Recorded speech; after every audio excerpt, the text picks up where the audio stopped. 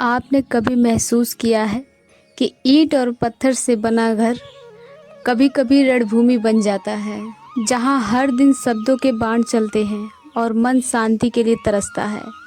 गौतम बुद्ध ने कहा था, बाहरी संसार नहीं, तुम्हारा अशांत मन ही तुम्हारे दुख का कारण है। सोचिए, अगर वही मन शांत हो जाए तो क्या आपका यही घर स्वर्ग नहीं बन सकता? सदियों पहले बुद्ध ने कुछ ऐसे गहरे सूत्र बताए थे जो न केवल मन को शांत करते हैं बल्कि रिश्तों में भी प्रेम और घर में सुख की ऊर्जा भर देते हैं। आज हम उन्हीं भूले हुए रहस्यों का द्वार खोलने जा रहे हैं जो आपके जीवन की दिशा बदल सकते हैं। निकृति और स्वीकार। बुद्ध कहते हैं, यदि पात्र भरा हुआ है तो उसमें नया अमृत नहीं भरा जा सकता। ठीक उसी प्रकार यदि आपका मन शिकायतों से, पुराने किस्सों से और उसने ऐसा क्यों कहा कि शोर से भरा है, तो वहाँ प्रेम का प्रवेश असंभव है। सबसे पहले यह समझें कि घर कोई रणभूमि नहीं है। हम अक्सर घर लौटते हैं तो अपने साथ बाहर का सारा तनाव, क्रोध और अपमान लेकर आते हैं। द्वार के भीतर प्रवेश करते ही वह सारा विष हम अपने प्रिय जनों पर उगल देते हैं। बुद्ध का पहला इशारा है शून्यता। जब भी घर की दहरी पर कदम रखें तो बाहर के संसार को बाहर ही त्याग दें। एक बार तथागत से किसी ने पूछा, भंते, सुखी घर का रहस्य क्या है? तथागत भगवान बुद्ध ने उत्तर दिया, जो बीता उसे मृत मानकर त्याग देना। हम अपने घरों में भूतों के साथ रहते हैं।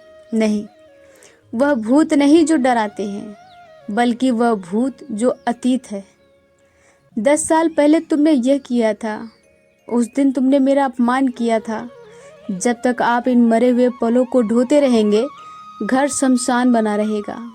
स्वर्ग केवल वहाँ है जहाँ अभी है, जहाँ आज है। घर को मंदिर बनाने के लिए सबसे पहले पुरानी शिकायतों की राख को साफ करना होगा। यदि आप यह कर सके तो ही अगले 7 सूत्र आपके जीवन में चमत्कार कर सकते हैं। अब हम उन 7 सूत्रों की ओर चलते हैं जिन पर एक सुखी परिवार का निर्माण होता है। 1, इस शब्द को ध्यान से सुने, क्योंकि यह केवल ज्ञान नहीं, यह चिकित्सा है। पहला सूत्र, वाणी का तप, कठोर वचनों का त्याग। घर में 90% समस्याएं केवल एक चीज से उत्पन्न होती हैं, हमारी जीभ। बुद्ध ने कहा था, शब्दों में वह शक्ति है जो बिना शस्त्र के भी घाव कर सकती है, और वह शक्ति भी है जो मृत को भी जीवन दे सकती है। अक्सर हम अपनों के साथ ही सबसे अधिक क्रूर हो जाते हैं। हम सोचते हैं, ये तो अपना ही पुत्र है, ये तो अपनी ही पत्नी या पति हैं, इन्हें कुछ भी कहा जा सकता है।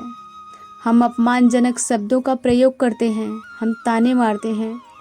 याद रखें, शरीर पर लगा घाव समय के साथ भर जाता है, किंतु वाणी से किया गया प्रभाव मन के भीतर तक उतर जाता है। जब भी क्रोध आए और मुख से कुछ कड़वा निकलने वाला हो तो तथागत का यह सूत्र याद रखें, मौन। जब आप क्रोध में हो तो आपका सत्य भी असत्य की तरह चुभता है। उस समय मौन धारण करना ही सबसे श्रेष्ठ उपाय है। घर को स्वर्ग बनाने के लिए नियम बनाए कि इस घर की दीवारों के भीतर चिल्लाना वर्जित है। यदि बात कहनी है, स्वर धीमा रखें। जिस घर में संवाद का स्वर ऊंचा होता है, वहाँ लक्ष्मी और शांति कभी निवास नहीं करती। मीठा बोलने का अर्थ ये नहीं है कि आप झूठ बोले, बल्कि यह है कि सत्य को भी ऐसे ढाल में परोसे कि वह कड़वा न लगे। जैसे एक माँ कड़वी औषधि को शहद में मिलाकर शिशु को देती है, वैसे ही अपनी आलोचना को प्रेम के आवरण में लपेट कर दें। दूसरा सूत्र, श्रवण की कला, सुनना सीखें। आज के समय में हर कोई बोलना चाहता है, कोई सुनना नहीं चाहता। पिता अपने पुत्र को सुना रहा है, पुत्र पिता पर चिल्ला रहा है, पत्नी पति को सुना रही है। यह घर नहीं, एक ऐसा बाजार बन गया है जहाँ सब विक्रेता हैं, खरीदार कोई नहीं। बुद्ध कहते हैं, दूसरे को सुनना उसे सम्मान देने का सबसे ऊंचा रूप है। जब आपके परिवार का कोई सदस्य, चाहे वह छोटा बालक हो या वृद्ध, कुछ कह रहा हो, तो उसे केवल उत्तर देने के लिए मत सुनिए, उसे समझने के लिए सुनिए। अक्सर हम सुनते ही इसलिए हैं ताकि हम अपनी बात रख सकें, ताकि हम उसे गलत साबित कर सकें। ये अहंकार का खेल है। कल्पना करें, आपके पास कोई अपनी व्यथा लेकर आया है और आप मोबाइल में व्यस्त हैं या टीवी देख रहे हैं। आपने उसकी बात तो सुनी पर उसे सुना नहीं।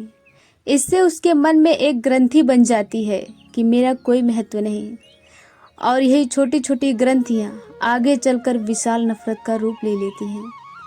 आज से ये नियम नहीं। जब भी कोई आपसे बात करे, अपने सारे कार्य रोक दें, उसकी आंखों में देखें, उसे अनुभव कराएं कि एक क्षण में उसके शब्दों से अधिक महत्वपूर्ण और कुछ नहीं। एक अच्छा श्रोता घर के तनाव को सोख लेता है।